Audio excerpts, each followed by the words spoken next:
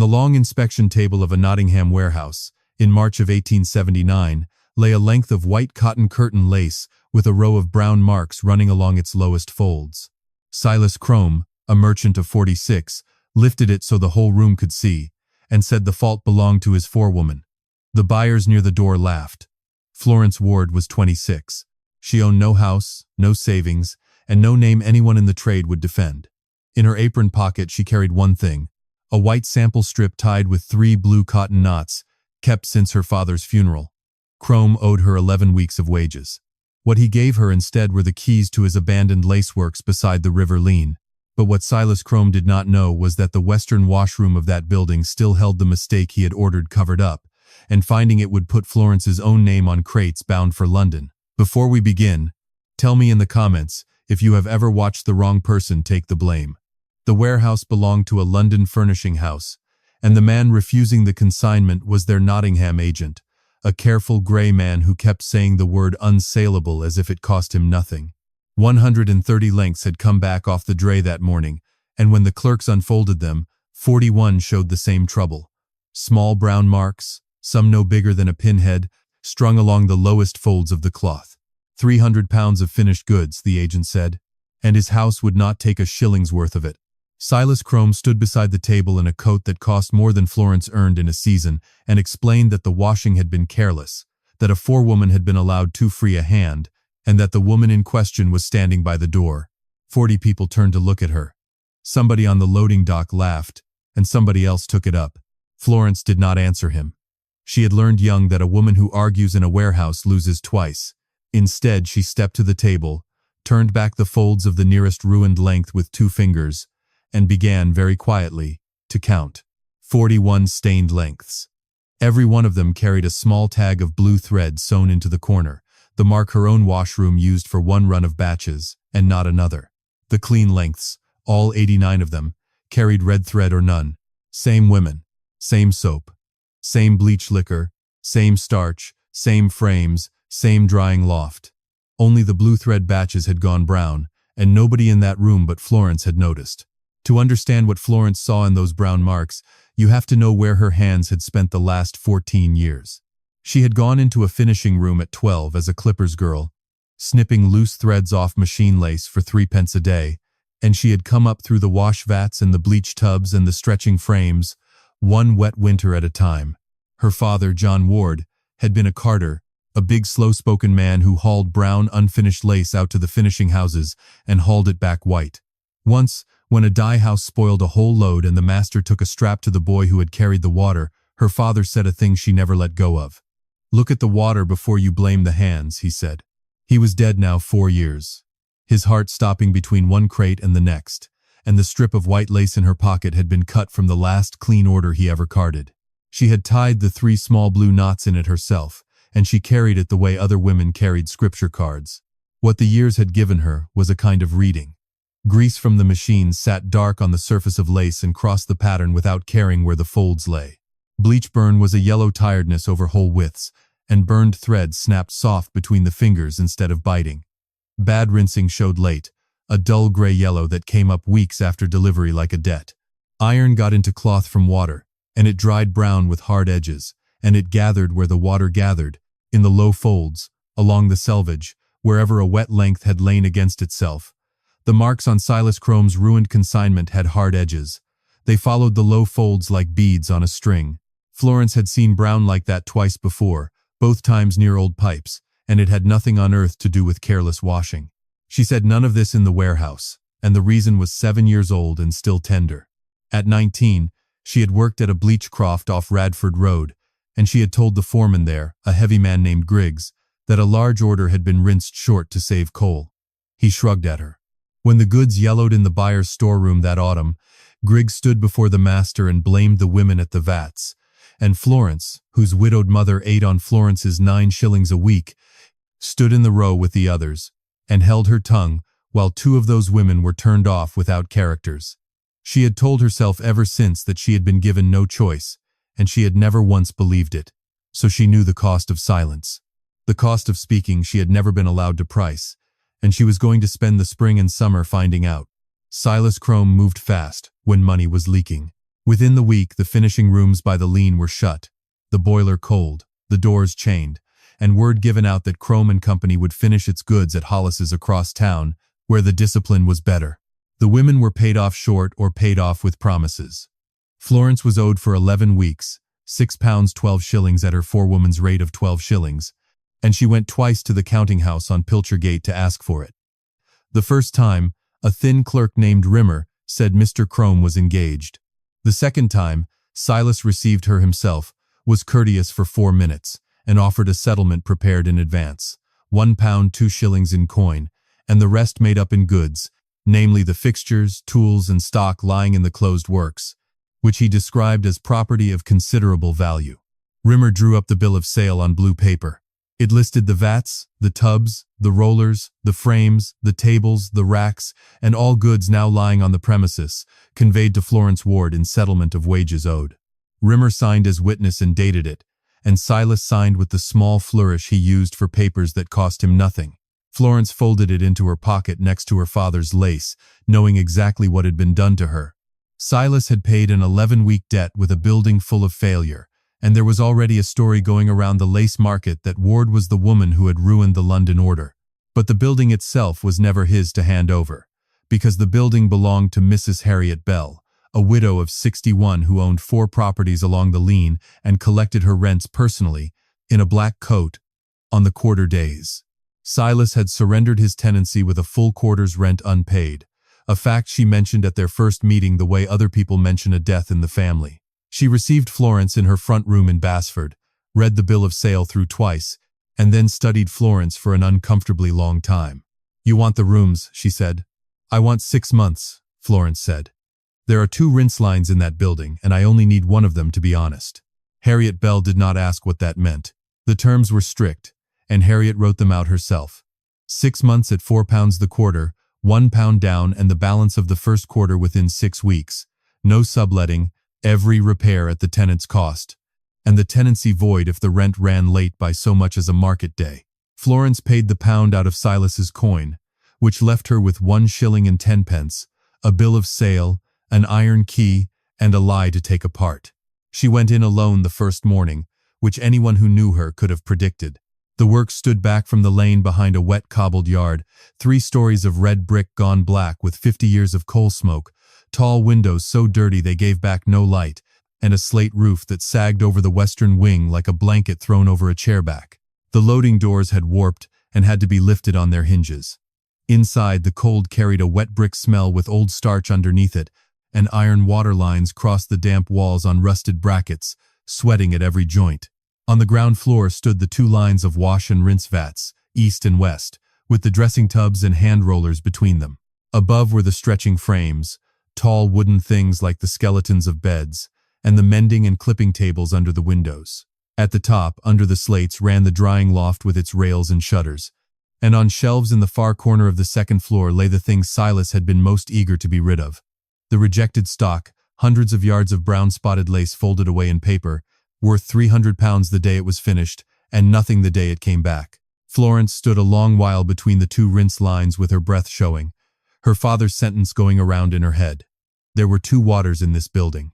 One had sent out white goods for years without a complaint. One had just ended 11 livelihoods, and both drew off the same cistern in the western wall. Hold that picture the way Florence held it in the cold.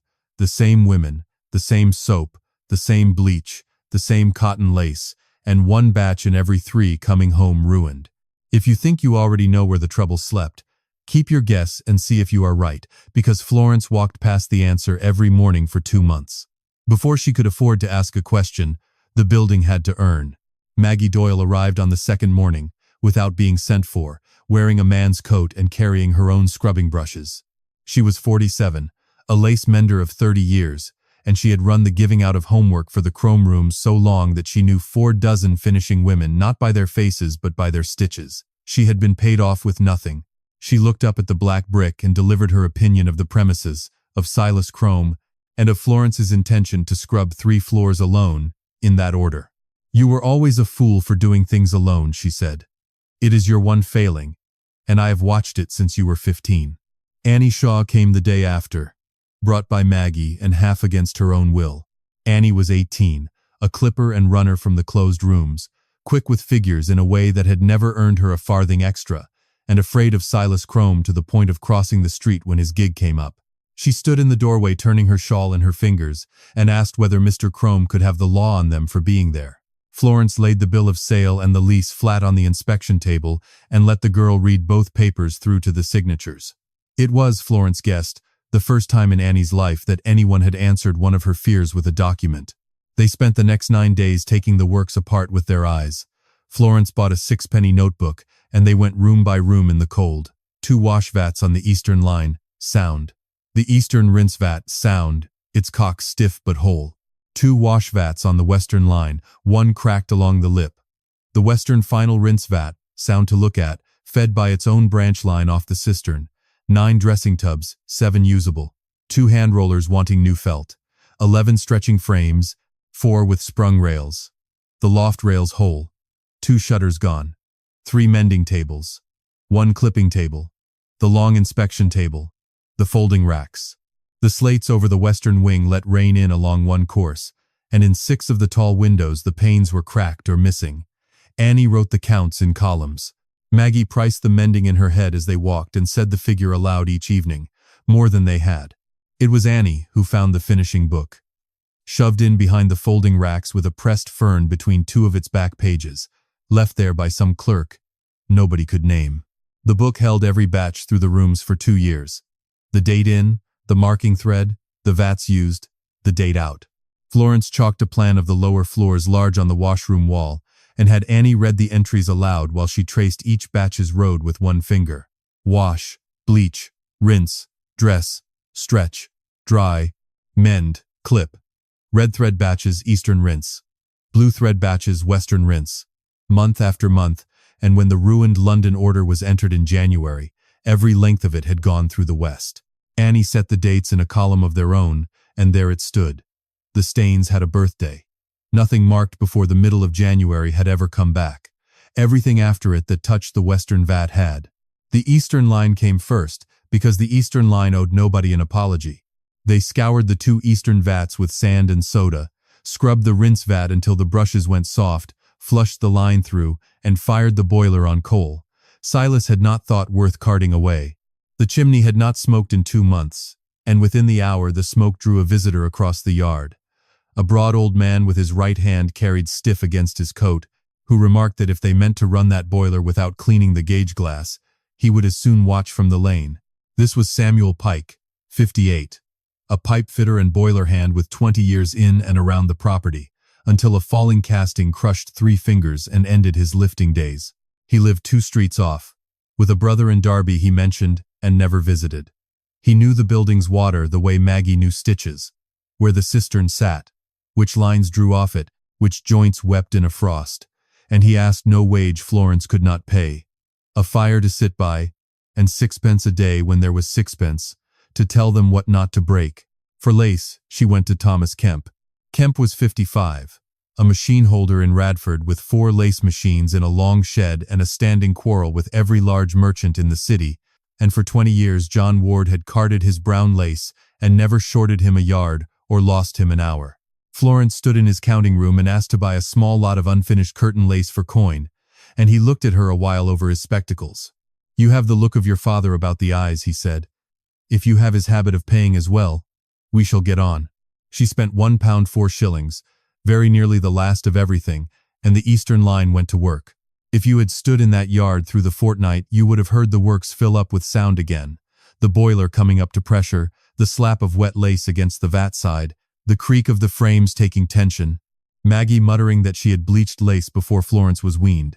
They scoured the machine oil and dirt out of the cloth, bleached it in the tub with the liquor mixed weak, and the windows open, rinsed it twice through the eastern vat, gave it the lightest dressing of starch, stretched each length on the frames to its true width of 54 inches, pin by pin along the rails, and dried it under tension in the loft.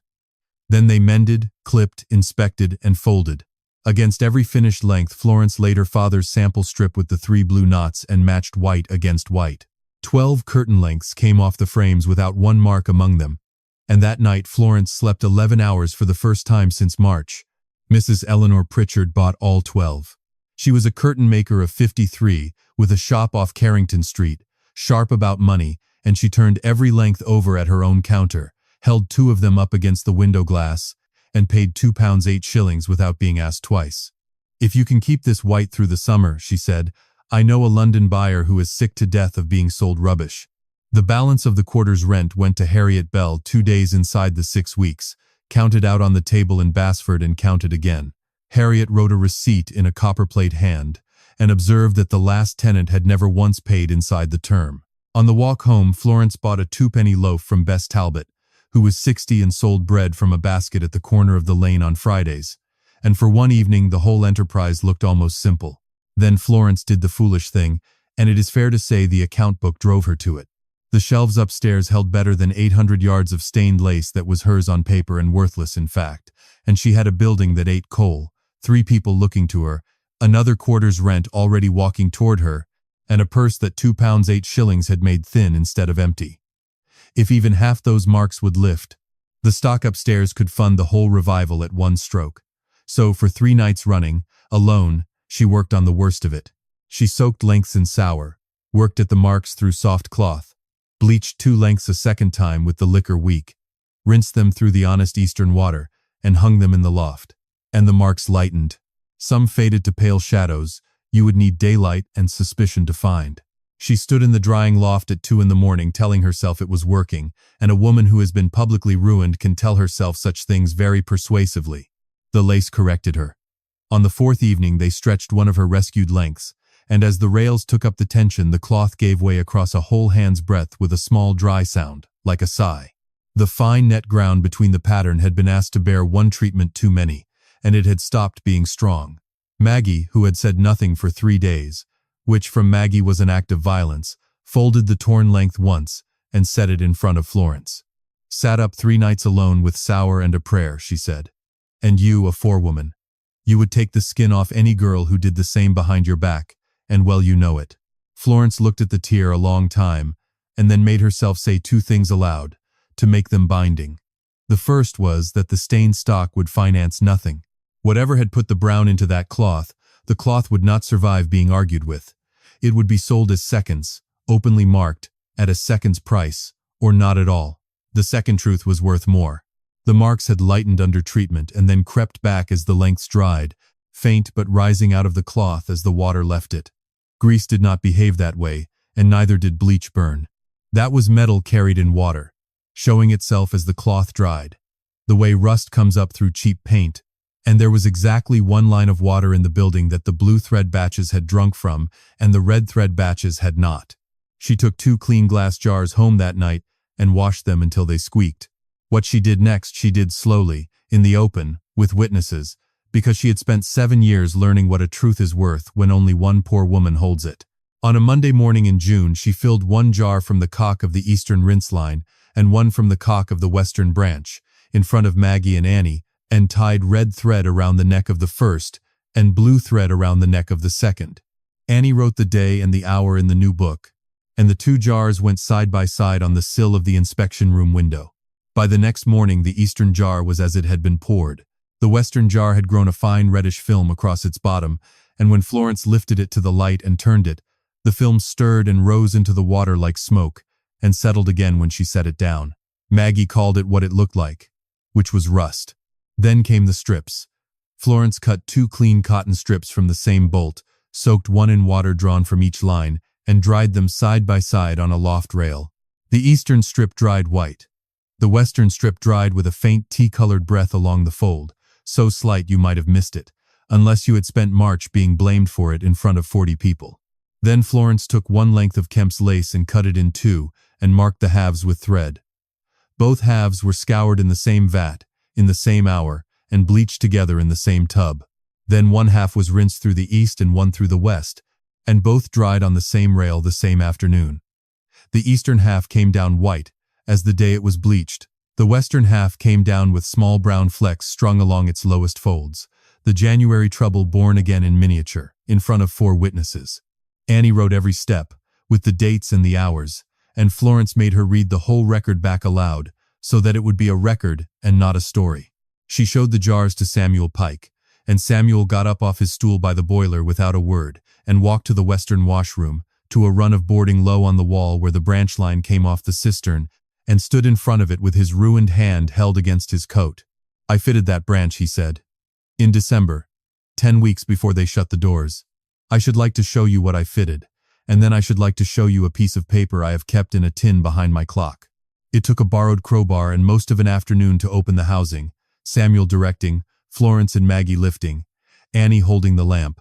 Inside, the branch pipe had been second-hand iron when it went in, and one winter's water had finished what some other building's lifetime had begun. When they broke the joint, the inside of the pipe showed scaled like the bark of a dead tree, red-brown, flaking at a touch, and the mouth of the cistern outlet behind it wore a crust the color of dried blood. They cut out a section of the branch pipe the length of a forearm and stood it upright on the inspection table, and it dripped thin, rusty water onto the scrubbed wood like a slow confession. Then Samuel walked home and came back with his tin, and in the tin was the paper. It was his own estimate from December, in his careful fitter's hand, pricing new drawn pipe for the branch at £2 4s. Below his figures, in counting house ink, the new pipe was struck through, and the words "second-hand iron branch, 9 shillings, breaker's yard" were written in, with the initials of Silas Crome beside them. At the bottom, in the fitter's hand, ran one more line. First flush ran red. Once a week's flushing and the outlet cleaned. And under it, in the hand with the small flourish, "No time. Open Monday." Florence read it twice, and what she thought of was not Silas at all. She thought of a bleach croft off Radford Road 7 years gone, and a row of women standing silent, and herself in the row. Silas had known about the red water, and he had weighed a wholesale deadline against the risk, and shipped the risk to London with somebody else's name ready to put on it. Maggie wanted it in a newspaper by Thursday. Florence said no, and her reasons were cold ones. A discharged forewoman waving a paper at a rich man is a madwoman. A working finishing house with clean goods, open books, and that same paper in a locked drawer is a witness. Nobody in Nottingham owed her belief. Belief would have to be manufactured like anything else, batch by batch, and entered in a book. So the pipe section, the jars, the strips, the split halves, the old finishing book, and Samuel's invoice went into the long drawer of the inspection table, and the drawer was locked, because the question of the stains was answered and had stopped being interesting. The question that mattered now had a longer shadow: whether a woman with one honest rinse line and a quarter's rent falling due could build a business faster than Silas Crome could strangle one. Mrs. Pritchard took 20 more lengths in July at the same money and asked for 30 in August. A roofer relayed the slipped course over the western wing for £1.8. A glazier put new panes into the 6 worst windows at 9p the pane. Samuel stood over the installing of a new drawn branch pipe, £2 4s after all, directing 2 hired laborers with his good hand, and the western cistern was drained and scrubbed until the brushes came out gray instead of red. The rollers got their new felt. The 4 sprung frames got new rails of ash. And through all of it, Florence built the thing nobody in that trade had thought worth building at her level, which was a written memory. Every batch got a numbered thread tag and a line in the new finishing book. Date in, owner, vats used, date out. From every lot, at every stage, a control strip was cut, dried, dated, and pinned into a sample book, raw beside scoured, beside bleached, beside finished, so the works could prove what its own hands had, and had not done. Maggie kept the homework book, 18 homeworkers entered by name, the piece rate written against every parcel, 2p halfpenny the yard for clipping and mending, paid on Saturdays against a signature or a mark. Annie kept the wage book. 12 women came back to the vats and the frames, most of them women Crome had turned off in March. The first to hang her shawl on a hook was Sarah Weld, 39, 11 years at the wash, and called careless in front of a warehouse for it. Edmund Lister came up from London in the first week of August, on Mrs. Pritchard's word. He was 43, a buyer for the same furnishing house that had refused the January consignment, a lean particular man who wore his spectacles on a black ribbon. He stood a full hour watching the eastern line work, took lengths off the racks without asking, and held them against the light. He asked Annie what entries in the finishing book meant, had the sample book explained twice, pulled threads out of a finished edge with a little pair of pliers he carried, tested them between his hands, made notes, and said almost nothing, and Florence let the work speak for her. My house took the loss on the January goods. he said at last. "You will understand why I inspect in person, and why I am disposed to be difficult." The offer he left behind was conditional in every clause, and it was the fairest thing anyone had ever put in front of her. 120 matched pairs of curtain lace, to his house's pattern and dimensions, every pair matched for color and stretch, delivery the second week of October, inspection at her own rooms on delivery day. A deposit of £5 against coal and starch, repayable out of her own pocket if the goods failed. Nothing promised beyond it, except one sentence as he tied his notebook shut. "Pass this inspection," he said, "and my house will have standing work for these rooms, curtains by the quarter and dress trimmings after, for as long as the quality holds." Then he took his hat and went for the afternoon train, and Annie wrote the figure of the order in the book and then wrote it again, because, as she said, it looked more believable the second time. Silas Crome heard about the order inside a week, because the lace market is a village with a stock exchange's manners, and he set about Florence the way he did everything, indirectly, politely, and in writing. The first she knew of it was a machine holder in New Basford who had promised her brown lace on Tuesday and could not look at her on Thursday. The second was a dealer's clerk, apologetic in a doorway, whose master had been reminded of certain accounts with Crome and Company. Silas let it be understood, across a market where he bought heavily and paid slowly, that goods sold to the works by the Leen were sold against his displeasure, and most men did the arithmetic unaided. Then came the letter, from a solicitor's office in Low Pavement, very smooth, regretting that certain fixtures presently in use at the former Crome finishing rooms, namely 11 stretching frames and 2 hand rollers, had been loaned and not sold, and requiring their return within 7 days. If it had come in April, it might have finished her, because the frames were the spine of the works, and 7 days is no time to fight a rich man's paper. It had not come in April. Harriet Bell came down the next morning in the black coat, carrying her letting records for the property going back 19 years. The bill of sale, witnessed by Crome's own clerk, conveyed all fixtures, tools, and goods then lying on the premises, and there stood the frames and the rollers, listed in Rimmer's own schedule down the margin. Harriet's records named which fixtures had come with the building, and which the tenant had brought in, and her opinion of gentlemen who tried to reclaim what they had signed away went back in one paragraph through her own solicitor, and no more was heard of the 7 days. The rumor was harder, because a rumor has no office to write to. It went around the trade in September, gently, that Ward got her whites by bleaching hard, that hard bleaching rots cotton in the roll, and that her goods would look well at sale and come apart in a season. It reached Mrs. Pritchard in her own shop, from a commercial traveler, and Mrs. Pritchard came up the lane the same afternoon and put it to Florence across the inspection table, flat and fair. Florence did not argue. She fetched the sample book. There were the control strips, raw beside scoured, beside bleached, beside finished, dated, lot by lot across the whole summer, and she had Mrs. Pritchard pull the threads herself, bleached against unbleached from the same sheet, and feel with her own hands that the one bit as hard as the other. A woman who tests a thing herself becomes its witness for life. Mrs. Pritchard went back down the lane angrier than she had come up it, and what she said on the traveler's next call did Florence more good than an advertisement. But the rumor had one more tooth.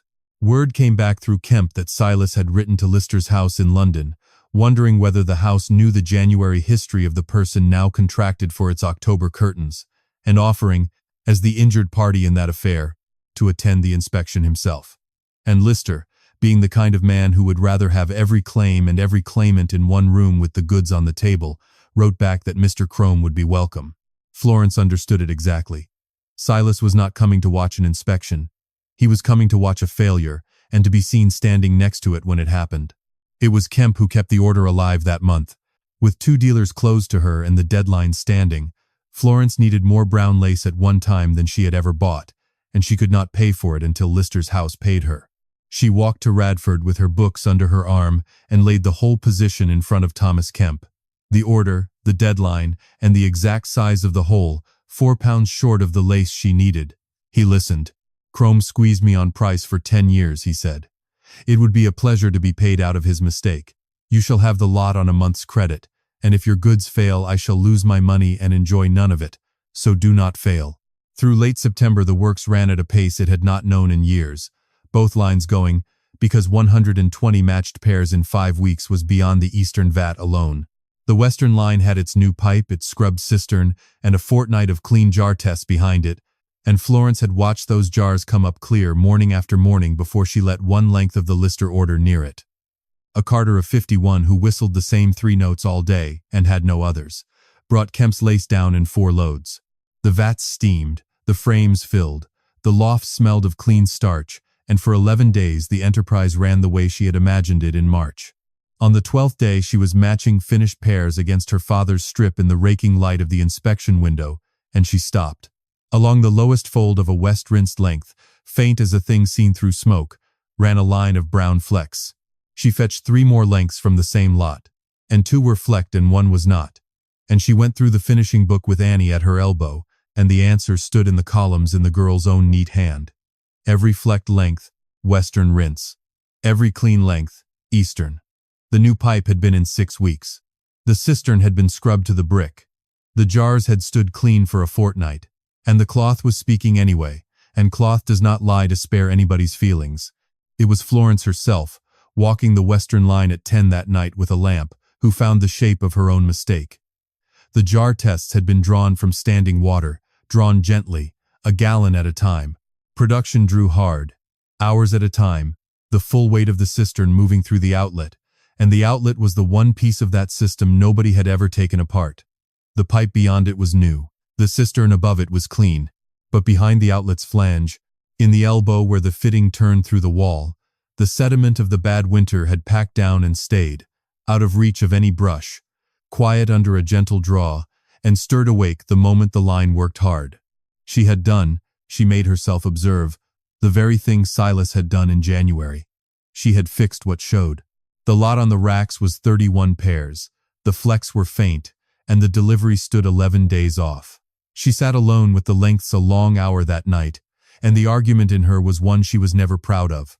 9 buyers in 10 would pass those pairs by lamplight.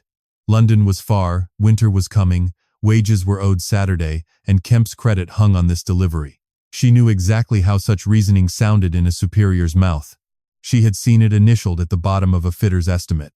In the morning she called the whole works together, laid the flecked pairs out where every woman could see them, and said what she had found and what she had missed, with the dates, taking the fault to herself by name. Then she marked all 31 pairs as seconds in the book, set them apart for honest sale, and struck them out of the Lister order in front of everyone. Maggie said what half the room was thinking, which was that 9 buyers in 10 would never have seen it. Silas shipped what he hoped nobody would see, Florence said.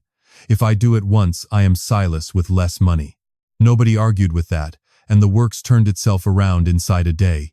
Florence went back to Kemp for replacement lace and deeper credit, and got both, along with the observation that she was an expensive woman to admire. The Western line was shut down cold. Samuel stood over the 2 hired laborers while they drained the cistern to its floor, broke the outlet loose from its seat, and drew the fitting clean out of the wall, and there in the elbow behind the flange lay the last of January. Near half a pint of red-black sludge, 30 years of iron and 1 winter of neglect, pressed into a space no bigger than a teacup. They scraped it onto a white cloth and weighed it on the wage scales, because by then it was policy in that house to measure what you meant to accuse. The fitting was scoured, boiled, and set back. The line was flushed 2 days running, drawn hard, the way production drew, and jars were filled from the hard draw morning and evening for 6 days, and Annie entered every jar with its date and hour, until the record showed a week of water without a shadow in it. The tubs and rollers that had served the Western line in the bad months were scrubbed, marked with a painted red band, and kept to coarse work forever after, and every step of it went down in writing, in order, in the hand of an 18-year-old girl who had once been afraid to enter the building. The final run came off both lines in the first week of October, clean through and through. From one chosen sheet, Florence cut 3 samples and dried them side by side, raw, east-rinsed, west-rinsed, and pinned them into the book with the date, 3 squares of cotton cut from 1 mother piece, proving the water of that house was now the same water everywhere. 120 matched pairs went onto the folding racks 2 days before Edmund Lister was due, stretched true to dimension, matched for color by the window light, and for pattern repeat against a rule, and the works was scrubbed down to the cobbles of the yard, and there was nothing left to do but sleep, and nobody did. Inspection day came in bright and cold. The second week of October, with frost on the yard cobbles. By 9, the long room was fuller than it had been in years. Lister arrived on the early train with his rule and his notebook. Harriet Bell came in the black coat and took a chair by the wall as if she had bought a ticket. Mrs. Pritchard came, and Thomas Kemp came, saying he had 4 pounds walking around the room and meant to keep it company. Maggie and Annie and Samuel stood with the 12 women along the vat line, every one in a clean apron, and then Silas Crome came through the loading doors in a pale gray coat, hat in hand, smiling like a man arriving at a funeral he had predicted. He was good, it must be said. He shook Lister's hand warmly and began early, before the goods were opened, in the mild voice of a man reluctantly doing his duty. He wondered aloud whether the house was aware that the very frames the goods were stretched on stood subject to a question of title. Harriet Bell had her papers out of her black bag before he finished the sentence, the lease in her own copperplate, and beside it Florence laid the bill of sale on blue paper, the frames and rollers listed in the hand of Crome's own clerk, with the clerk's signature standing witness at the foot. "I keep paper on all my tenants, Mr. Crome," Harriet said. "Yours makes the poorest reading of any I have." Silas moved on without appearing to move on. He touched the question of strength, delicately. Hard bleached whites, cotton that fails in the roll. He did not accuse, only wondered. Florence set the sample book in front of Lister without a word. Lister pulled threads himself from the dated pairs, bleached against raw from the same sheets, April through October, testing each between his hands, writing figures as he went, while Silas watched the proceeding grow more thorough and less useful to him with every page. Then, mildly, to the room at large, Silas doubted the delivery itself. A small new house, a heavy order, 5 weeks. Florence answered with 2 open books. Maggie's homework book showed 18 homeworkers by name, every parcel given out and taken back, the piece rate against each, the Saturdays paid. Annie's batch book showed the whole order, lot by lot, date in and date out, and when Lister put 2 questions to her about the columns, Annie Shaw, who 6 months before had crossed the street at the sight of Crome's gig, answered them in a steady voice with her eyes on Silas while she did it. Lister turned to the goods. He measured widths against his rule, unrolled pairs against the tall windows and matched their pattern repeats, checked color pair against pair in the flat north light, counted, and worked without one word for the better part of 2 hours. And the room worked around him, because Florence had judged, correctly, that the best thing he could see that morning was an ordinary working day. Silas played his last and oldest card at noon. He regretted, he told Lister quietly, that the house's memory was so short. The person presenting these goods was the same forewoman whose carelessness had cost it £300 in January, and some account of that affair was surely owed before any acceptance was signed. An account was owed, Florence agreed, and she unlocked the long drawer. She did not make a speech. She laid the January history on the inspection table. The old finishing book, open at the ruled columns where blue thread met the western vat, batch after batch. The 2 halves of the one divided sheet, washed together, bleached together, dried together, one rinsed east and spotless, one rinsed west and flecked brown along the folds.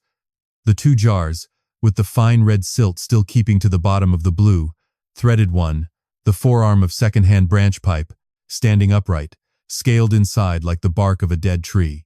And last, Samuel's estimate from December, the new pipe struck through in counting house ink, the breaker's yard iron written in at 9 shillings over the initials of Silas Crome, and beneath it, in the fitter's hand, first flush ran red, once a week's flushing and the outlet cleaned, and beneath that, in the hand with the small flourish, no time, open Monday. The stains were iron, Florence said. The iron came from that pipe, through the western rinse, into whatever wet lace it met. The batches it met are entered in that book, and the instruction to open the line unflushed is initialed on that paper. That is the whole of the January affair, and it is the last time this house will be anybody's explanation. Lister read the estimate through twice, at his own pace. He looked once at Silas, a bookkeeper's look, entering a figure in a column from which figures are not moved again. Silas said evenly that an office economy was being dressed up by a discharged servant, and it came out of him 1 degree too smooth, into a silence that had stopped being his. "I buy lace, Mr. Crome, not explanations," Lister said. "I have bought yours once." He turned to Florence and took up his pen. 120 pairs, passed and taken at the agreed price, he said, and wrote the acceptance into his book in front of the assembled trade of that room, the pen scratching in the quiet. And since the goods answer, my house confirms the standing order. Curtains by the quarter, and a trial of dress trimmings in the new year, while the quality holds. Silas Crome stood through all of it, because leaving sooner would have been a confession made with his feet. He congratulated nobody. He put on his hat, wished the company a good morning in a voice with nothing left in it, and walked out past the folding racks, past 12 women in clean aprons who did not lower their eyes, and past the stenciled crates by the loading doors, and nobody in the lace market ever again heard him tell the story of the careless forewoman and the ruined order.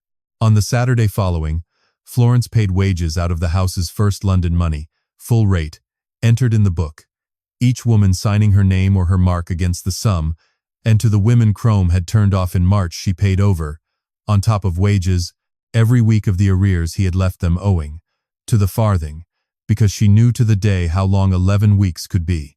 Annie Shaw was made keeper of the books at 8 shillings a week, with a high desk of her own by the window, and signed her first entry as such, with a face that suggested coronations were quieter affairs.